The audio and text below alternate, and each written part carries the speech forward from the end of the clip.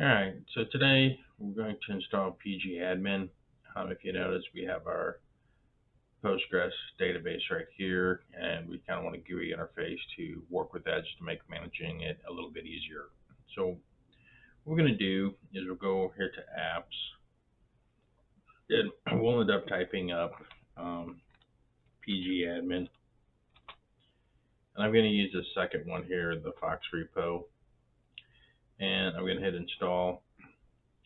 And then down here, this gives you some instructions to do. So what we're going to do is I'm going to copy this right here. And what this is going to do, this is going to give additional, permission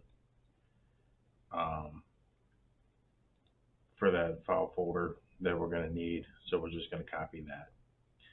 So going down here, ubet@email.com, and then, my super password, right?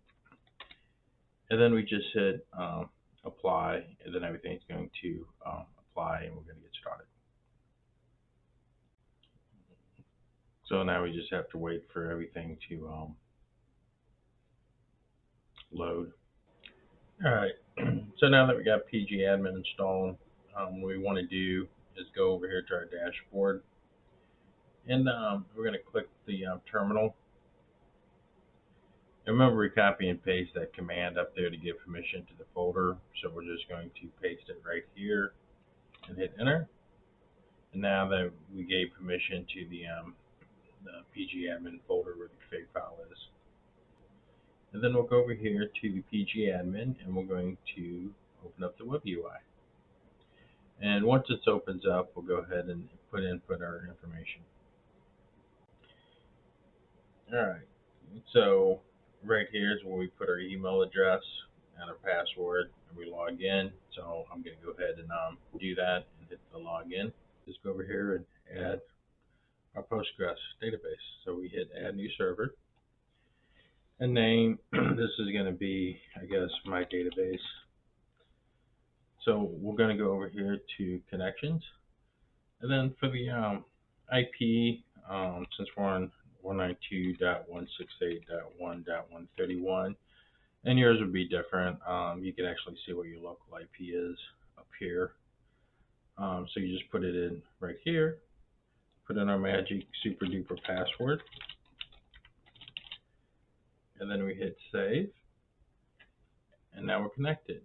So now if we go to my database, you see we have two databases here. We have the MadTC74 database, and then we have the regular Postgres database.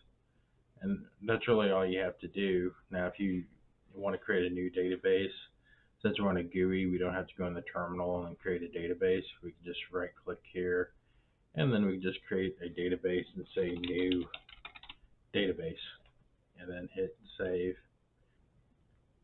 Alright, so now that we have our new database right here, we can go down here, look at our schemas, and just like a regular database, we have our tables, we have our views, we have our triggers. We could just go ahead and start creating a database schema now and continue on. But we're going to do that probably in a later video. But for now, I'm just going to right click, and I'm just going to drop this database. And that way I just have something clean to work with next time I'm in here. And then we'll get into a little bit more of database operations here in the upcoming month. All right, I'll talk to you later. And don't forget to like and subscribe.